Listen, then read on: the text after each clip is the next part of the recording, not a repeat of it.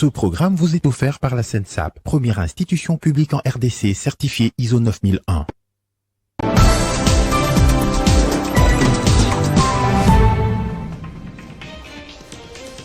Au sommaire de cette édition, à la CENI, les délégués de l'opposition ont prêté serment ce jeudi devant la Cour constitutionnelle. Les 3 représentants de l'opposition avaient été reniés par leur regroupement politique, les accusant de haute trahison. Ouverture de la 5e session spéciale au Collège des hautes études des stratégies et défense CHESD sur la politique de la défense et coopération régionale en Afrique centrale. Les forces armées de la RDC ont bombardé d'autres bastions des ADF dans le secteur de Rwenzori, non loin du village Kilia dans le Nord Kivu. Vous suivrez le compte-rendu du porte-parole de l'armée congolaise dans ce secteur. Édition du journal sur Télé 50, bienvenue à tous. Didi Manara, Agema Tembo et Jean Ilongo, respectivement 2e vice-président, questeur et membre de la plénière de la centrale électorale, ont prêté serment ce jeudi devant la Cour constitutionnelle à Kinshasa. Les 3 délégués de l'opposition à la Commission électorale nationale indépendante ont été accusés de haute trahison par leur regroupement politique qui a refusé de cautionner leur entérinement par l'Assemblée nationale en son nom. Après l'ordonnance d'investiture signée par le chef de l'État, Félix-Antoine Tshisekedi Tshilombo, nommant les 3 membres devant faire partir de la liste définitive des 15 membres de la Commission électorale nationale indépendante. 3 sont issus de l'opposition et ont prêté serment devant la Cour constitutionnelle. Il s'agit de Didi Manara, ressortissant du Maniema, député national, élu sous la liste du PPRD avant d'être exclu. Didier Manara prête serment en tant que 2e vice-président de la Commission électorale nationale indépendante. Agema Tembo Ntoto, issu des frondeurs du Front commun pour le Congo, désigné ici comme questeur de la CENI, et Jean Ilongo Tokole, choisi comme membre de la plénière. Tous ces candidats étaient accompagnés de leurs militants et sympathisants pour témoigner leur attachement. Pour certains cadres du PPRD issus de l'opposition, cette manière de faire viole la constitution de la République démocratique du Congo. Pour nous, du FCC en général, du PPRD en particulier, c'est un non-événement. Le processus de désignation dès le début a été vicié. Vous-même, vous avez suivi. Aujourd'hui, nous pouvons vous démontrer, si on avait le temps, qu'on n'a pas le 15 membres de la CENI tel que voulu par le législateur que nous sommes. En d'autres termes, la majorité a aujourd'hui 10 membres sur le 15 membres. Dans leur serment, les membres de la CENI jurent de respecter la Constitution et les lois du pays, de remplir loyalement leurs fonctions, de garder le secret des délibérations de vote pendant et après l'exercice de leurs fonctions à la centrale électorale. Je prends l'engagement solennel de n'exercer aucune activité susceptible de nuire à l'indépendance. À la suite de cette prestation de serment, le bureau de la CENI affiche complet. Bien avant cela, Ronsa Malonda Ngimbi, secrétaire exécutif national sortant de la CENI, a par ailleurs passé les témoins à Toto Mabikou Totokani, son remplaçant, au cours d'une cérémonie de remise et reprise organisée au siège de la CENI. Toto Mabikou sera secondé par Marie-Josée Kapinga Bondo. Il s'agit de la première femme nommée au poste de secrétaire exécutive nationale adjointe. Vivement 2023 pour les élections générales. Le coordonnateur de la force révolutionnaire du changement PPRD était face à la presse nationale et internationale ce jeudi. Dans sa communication, Jimmy Ngalassi a expliqué sa démarche qui consiste notamment à réorganiser, régénérer, rebâtir et moderniser le PPRD. Devant un public innombrable, le coordonnateur de la Force révolutionnaire du changement, PPRD, a indiqué que le plus grand gain de l'initiateur du parti, c'est d'avoir investi dans la jeunesse. D'où la raison de se reconstituer comme une ceinture de protection. Maître Jimmy Ngalassi a précisé que sa démarche n'est pas de voir le parti cher à Joseph Kabila disparaître, mais plutôt d'éveiller la conscience des uns et des autres afin de sauvegarder ce grand acquis qui est le PPRD. Mais l'heure est à la refonte du PPRD, régénérer les PPRD, tokenela nous koluka ba préalable, ba primaire et salama pour ba nomination ezala et zala conforme na bato esengeli ba animer famille politique ya Kabila na mikolo ezakolanda. Il sied de préciser, main sur le cœur, que notre démarche n'est pas de voir le parti cher à Joseph Kabila disparaître, comme l'ABACO, comme le MPR et autres, à cause des individus sans idéologie ni conviction. Je reviens sur les attitudes diaboliques de ces petits dieux experts en Mukubwa Nasema. Le chef suit de près, le chef a dit, le chef connaît, Baba Nasema, que sais-je encore? Nous avons pour mission régénérer les partis, relooker le parti, rebâtir le parti, remoderniser le parti et donc démocratiser le PPRD. L'équipe qui perd, on est impérativement obligé de la changer. La force révolutionnaire du changement, PPRD, réitère sa loyauté et sa fidélité à l'ancien président de la République démocratique du Congo, Joseph Kabila, et président national du PPRD. Au Collège des hautes études des stratégies et de défense, la session s'ouvre par un séminaire avec comme thématique la politique de la défense et la coopération régionale en Afrique centrale. Et c'est la vice-ministre à la Défense nationale, Séraphine Kiloubou, qui a donné le go à ces assises.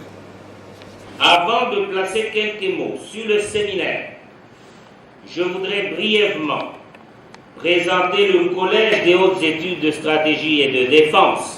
C'est la 5e session spéciale qui vient d'être lancée au Collège des hautes études des stratégies et des défenses. La session s'ouvre par un séminaire placé sous la thématique politique des défenses et coopération régionale en Afrique centrale. Lancé ce jeudi 13 janvier par la vice-ministre à la Défense nationale et des anciens combattants, Séraphine Kiloubou a émis le souhait que chaque État définisse sa politique de défense à la taille régionale et internationale, capable de faire face aux standards de la mondialisation. Pour faire face à la grande variété des menaces qui pèsent sur nos sociétés actuelles, chaque État est censé définir sa politique de défense, car nos États vivent aujourd'hui dans un monde ouvert de par le fait de la mondialisation. En présence du chef d'état-major général et plusieurs autres invités, mais aussi les députés et sénateurs, le général d'armée Célestin Balamoussensé a salué l'implication et le souci du commandant suprême, président de la République, Félix Antoine Tshisekedi Tshilombo, pour la montée en puissance des FARDC. À cet instant, j'ai le réel plaisir de rappeler à l'assistance que le Collège des hautes études de stratégie et de défense, centre d'excellence stratégique et régionale de la CEAC, est un moule de production de réflexions stratégiques. C'est encore une session qui va renforcer la RDC en émergence d'un pôle stratégique régional d'excellence. Et je l'annonçais dans le sommaire, les forces armées de la RDC ont bombardé d'autres bastions des ADF dans le secteur de Rwenzori, non loin du village Kilia dans le Nord Kivu. Le porte-parole de l'armée congolaise dans ce secteur, le capitaine Anthony Mwalushai, signale que la zone qui était ciblée par l'armée loyaliste abritait alors plusieurs terroristes qui avaient déjà réussi à tondre plusieurs embuscades sur la route Beni-Kassindi. On l'écoute. Une série de bombardements continue dans le territoire de Beni. Et aujourd'hui, nous venons de bombarder plusieurs bastions ennemis que nous avons déjà détectés. Hier, nous avons bombardé d'autres bastions. Et aujourd'hui, la série de bombardements continue dans le cadre des opérations des forces armées de la République démocratique du Congo. Ici, il faut préciser que ces opérations qui sont 100% congolaises. Ici, du côté centre de la zone opérationnelle, ces opérations évoluent très bien. Aujourd'hui, avec notre aviation, nous avons sillonné, marché, bombardé sur le bastion des ADF MTM déjà détectés d'avance et aujourd'hui nous les avons surpris à 12h pile, l'heure même de leur prière. Nous les avons surpris et nous sommes sûrs et certains que le Congo et ses habitants remportent la victoire ces jours-ci sous la grande vision du commandant suprême des forces armées de la République démocratique du Congo. Nous sommes au service de la patrie, nous sommes là pour faire le je veux du commandant suprême des forces armées et voilà pourquoi aujourd'hui nos autorités militaires, ensemble avec les forces armées de la République démocratique du Congo, nous avons neutralisé, anéantir, marcher sous le bastion de l'ennemi situé au long de Semuliki et aussi dans le secteur de Rwenzori. Donc c'est cet ennemi-là qui, n'est-ce pas, dérangeait notre population sur route Beni-Kassindi. Et aujourd'hui, nous les avons planifiés et nous sommes sûrs et certains que la victoire est congolaise. La paix avec tous, tous pour la paix et pacification de l'Ituri. En cette période de l'état de siège, les communautés de l'Ituri s'engagent à travailler dans l'unité pour la paix, une décision prise à l'issue d'une séance de travail avec le gouverneur militaire. Les opérations militaires sous l'état de siège, la mutualisation des forces, la présence des task force ainsi que la population réunie au sein des communautés, notamment Lori, regroupant le peuple Balé, NT pour le peuple aimant, tous durs comme fer autour du gouverneur militaire pour apporter leur soutien à sensibiliser le groupe armé de quitter la brousse afin de faire la paix. Une lutte sans merci que mènent les commandants suprêmes des forces armées et de la police nationale congolaise, Félix Tshisekedi Tshilombo. Pour cette énième rencontre entre ces structures et les comités provinciaux de sécurité, il était question d'actualiser les intentions de retour de la population dans la zone des Bambous et ses environs en territoire de Djougou, où les forces armées ont pacifié cette zone à cette période de l'état de siège. Thomas Lubanga, coordonnateur des task force, appelle les Ituriens à l'unité. Le désir de la paix et la volonté d'amener la paix vient du chef de l'État. Cette volonté est exécutée avec amour et professionnalisme par l'autorité provinciale. Et la task force vient accompagner cette volonté. Et ensemble, nous voudrions absolument réussir. Pour la communauté Lori qui a participé à cette réunion, exhorte le groupe armé actif à répondre favorablement à l'appel patriotique du chef de l'État, car c'est le moment de faire la paix, a dit Jean-Marie Nzaza. Le message le plus important, c'est à passer à tous les groupes armés, savoir Codeco, la principale cause de ce qui nous ronge. La paix, la sécurité et la stabilité de la province de l'Ituri doivent demeurer au cœur de nos préoccupations. Et le travail bien fait, leitmotiv de chaque Iturien, a conclu le gouverneur militaire, le lieutenant-général Luboya Kanchama Johnny. Le ministre d'État en charge du plan a pris officiellement la tête du Conseil des ministres de l'IFORD lors de la 48e session de l'Institut de formation et de recherche démographique. Cet institut panafricain vise à former les cadres démographiques en vue de résoudre certains problèmes liés à la croissance du peuple dans le continent. À l'issue de la 48e session de l'IFORD, tenue à Brazzaville, du 28 au 29 décembre dernier, le ministre d'État en charge du plan, Christian Mwando Simba Kabulo, a pris officiellement les commandes de la présidence du Conseil des ministres de cet institut panafricain qui s'occupe de la formation et de la recherche démographique. Dans le même ordre d'idées, le directeur général de l'Institut national de la statistique de la République démocratique du Congo a pris la tête du conseil d'administration de l'Institut des formations et de recherche démographique. En séjour à Kinshasa, le directeur général de l'INES Brazzaville, président du conseil d'administration sortant de l'IFORD, lui qui a cédé les bâtons de commandement à son collègue de la RDC, Serge Bokuma, le 1er janvier 2022, a présenté au ministre d'État en charge du plan, Christian Mwando, la situation de cette structure panafricaine. L'IFORD est aujourd'hui confronté à des problèmes d'ordre financier, dû au fait que les États membres ne s'acquittent pas de façon régulière de leurs engagements, c'est-à-dire les engagements concernant le paiement des frais de formation et le paiement des cotisations statutaires. Donc nous l'avons dit aussi, nous avons porté cette information à la connaissance de son Excellence, Monsieur le ministre d'État, qui devra par la suite contacter ses collègues des pays membres de l'IFOD pour que ce problème soit réglé dans les meilleurs délais. L'Institut de formation et de recherche démographique, IFORD en sigle, compte 22 pays africains membres et a pour mission de former des cadres démographiques afin de pallier aux problèmes de croissance des populations en Afrique. Le groupe de 5 mutualités que compte la province du Haut-Lomami a rencontré le gouverneur ad interim Kabamba Ilunga en toile de fond, la cohabitation pacifique entre les peuples de cette province.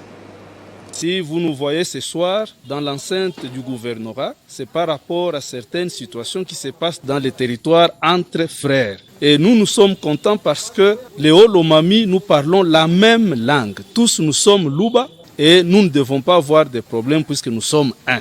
C'est pourquoi ce soir, il a plu à l'excellence, monsieur le gouverneur Kabamba, de nous inviter, nous, les représentants de ces 5 territoires-là, pour tabler et voir comment nous pouvons redémarrer sur les bonnes voies et éviter ce qui nous arrive dans le sens de dire celui-ci est de Kabongo, celui-ci est de Kanyama, nous sommes un. Nous venons de terminer avec lui et nous voulons intensifier la sensibilisation dans tous les 5 territoires.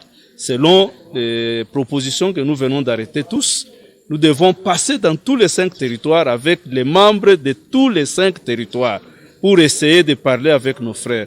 Puisque souvent les problèmes se passent à l'intérieur, ce n'est pas ici dans les chefs-lieux du Haut-Lomami. C'est pourquoi il a pensé qu'il faut appeler les représentants des mutualités, puisque nous sommes les chapeaux qui couvrent les 5 territoires. Et nous sommes en mesure de rendre service à cette province en allant partout, puisque partout où nous irons, c'est chez nous. C'est pourquoi le gouverneur a compté sur nous et il va continuer à compter sur nous puisque nous allons faire du bien. Dans le Haut-Ouélé, le refus sur les marchés locaux des billets de dollars avec mention de stylo ou d'encre et ceux cachetés devient préoccupant pour les autorités de la province. Et pour ce faire, le ministre provincial des Finances, Ismaël Ebounze, a convoqué ce jeudi à Isiro les responsables des banques et services de sécurité pour tabler sur la question. À l'intention de la FEC Haut-Ouélé, le gérant des agences des banques locales, membre du comité de sécurité du gouvernement provincial et l'hôtel de ville d'Isiro, le ministre provincial des Finances préside sur instruction du gouverneur de province la réunion. La question principale était de savoir pourquoi ces billets, ces dollars qui sont estampillés ou cachetés ne sont pas consommés sur l'ensemble de la province du Haut-Ouélé. Et plus précisément ici à Isiro, et nous avons constaté tous les banquiers installés à ville d'Isiro et ailleurs ne refusent pas la consommation de ces billets. Le refus, c'est au niveau des commerçants qui orchestrent cette pratique afin de créer un business.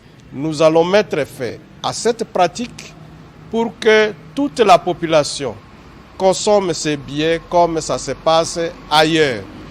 Et aussi interdire à tout commerçant qui se promènera avec de grosses sommes d'argent.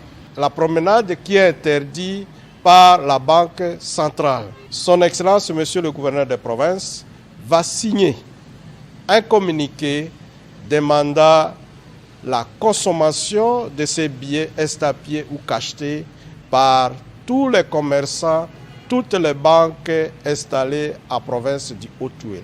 Le participant tient à sensibiliser par la suite les opérateurs économiques locaux à la culture bancaire pour leurs opérations en vue de décrisper davantage l'économie de la province. Et cette bonne nouvelle pour la ville de Kalemi qui vient de bénéficier de 4 km de voirie construits en 2x2 sur la voie d'accès au nouveau stade de la ville grâce à l'agence congolaise des grands travaux et au programme sino-congolais. Cette nouvelle route connecte le boulevard Lumumba qui longe le lac à la chaussée Joseph Kabila en construction. Après la construction du boulevard Lumumba de la ville côtière de Kalemi dans la province du Tanganyika et la finalisation de son stade, tous financés par le programme sino-congolais, le besoin de créer une voie d'accès dédiée à ces lieux de sport s'est fait sentir avec acuité.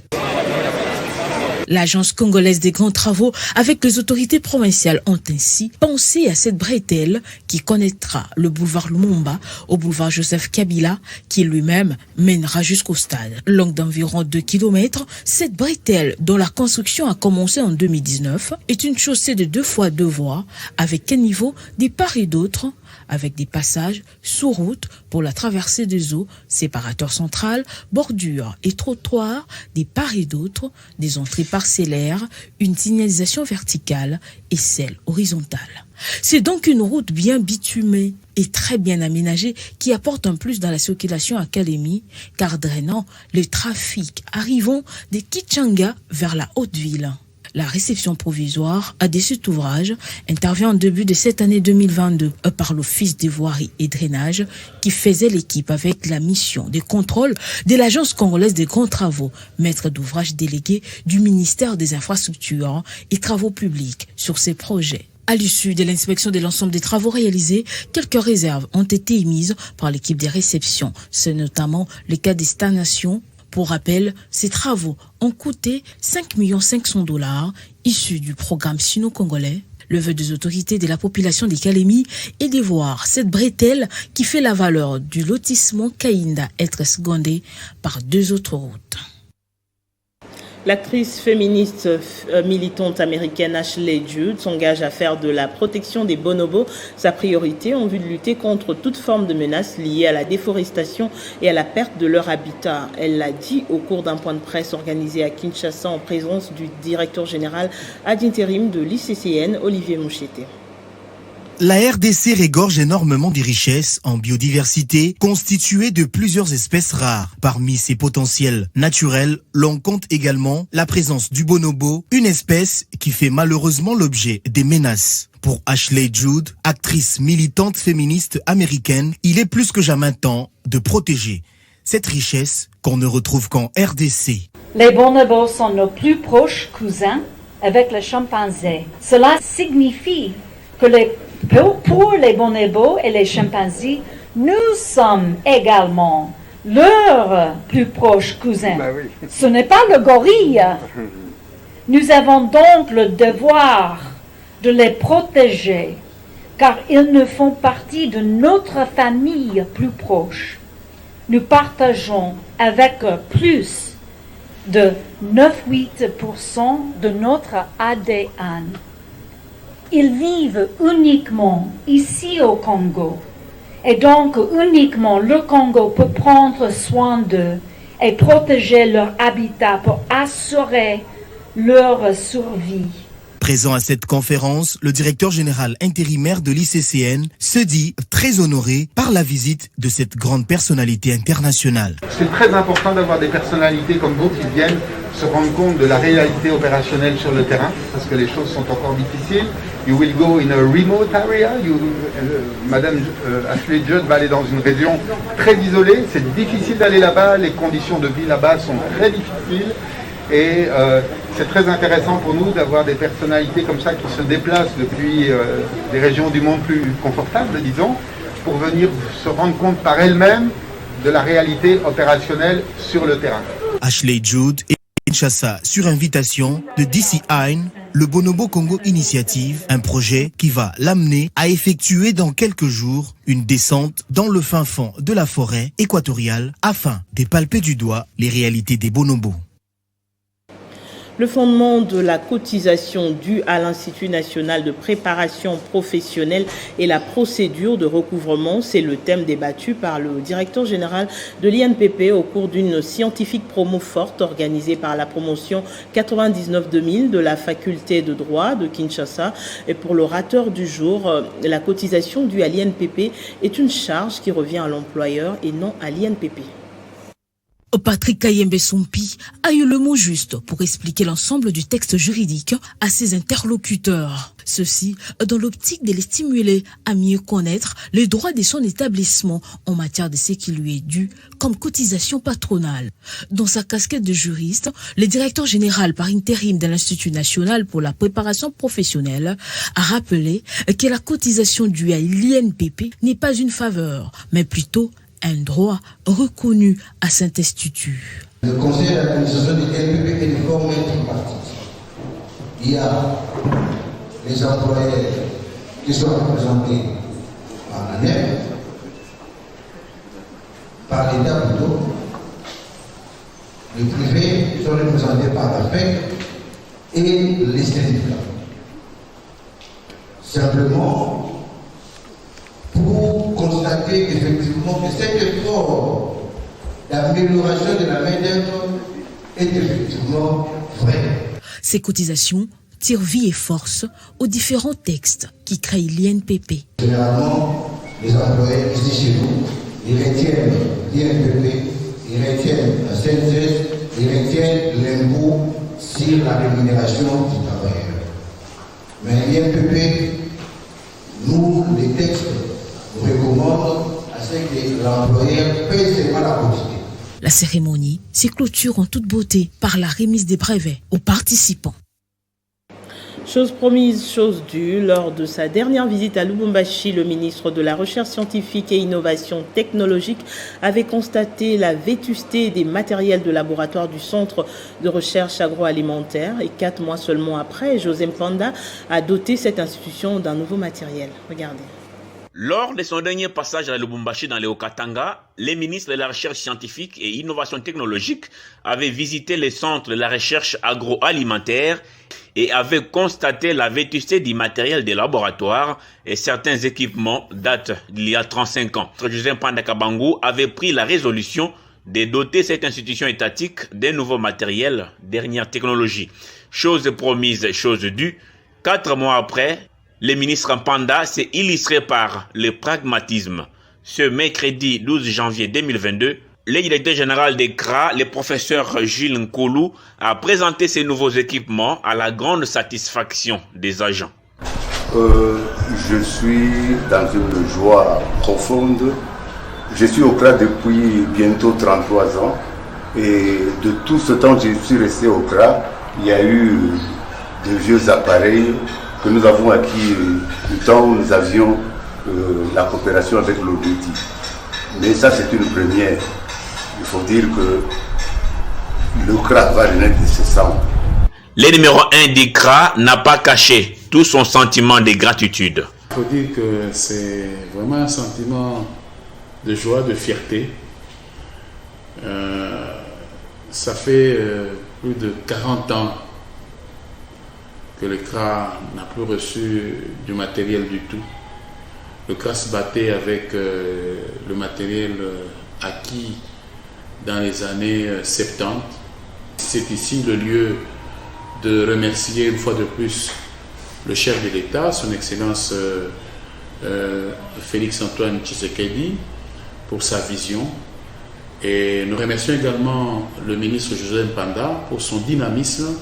Il faut le dire, c'est une première dans l'histoire du ministère de la Recherche scientifique que du matériel de cette qualité, de cette valeur, puisse parvenir au CRA. Je l'ai dit au début de mon speech, le CRA n'a jamais reçu d'autre matériel du gouvernement, à part celui avec lequel il avait commencé dans les années 65-70.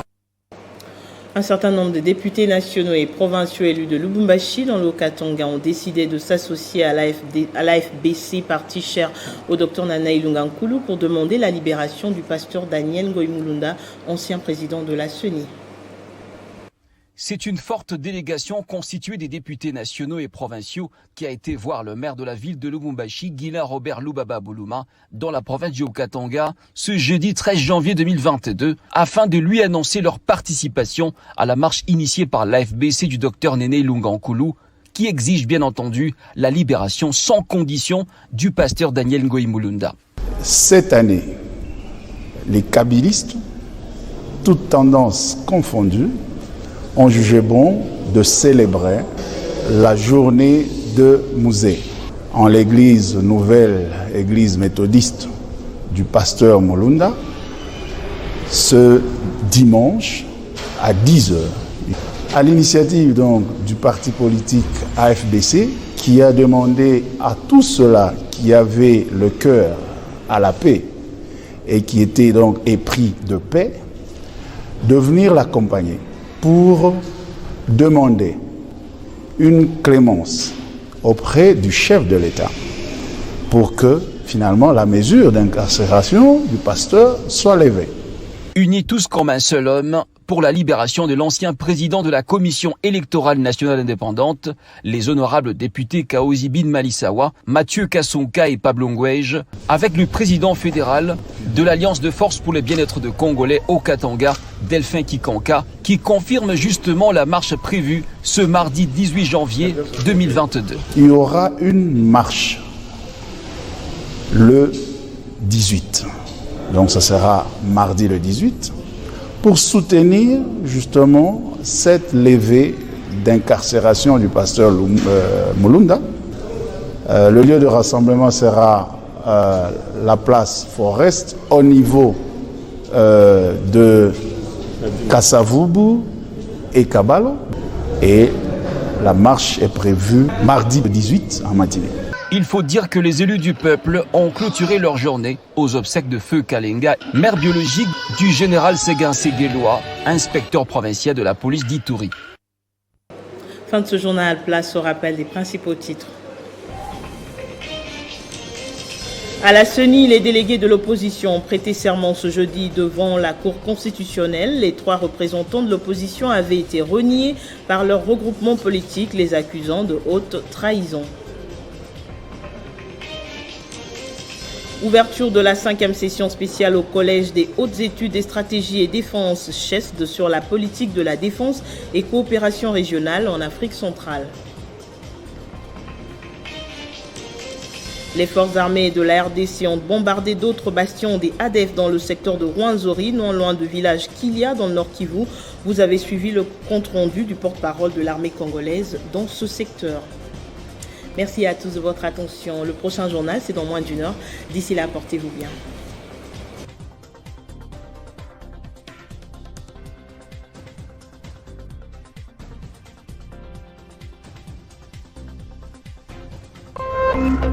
Téléchargez les infos Télé 50 sur www.tele50.cd. Ce programme vous a été offert par la SENSAP, première institution publique en RDC certifiée ISO 9001.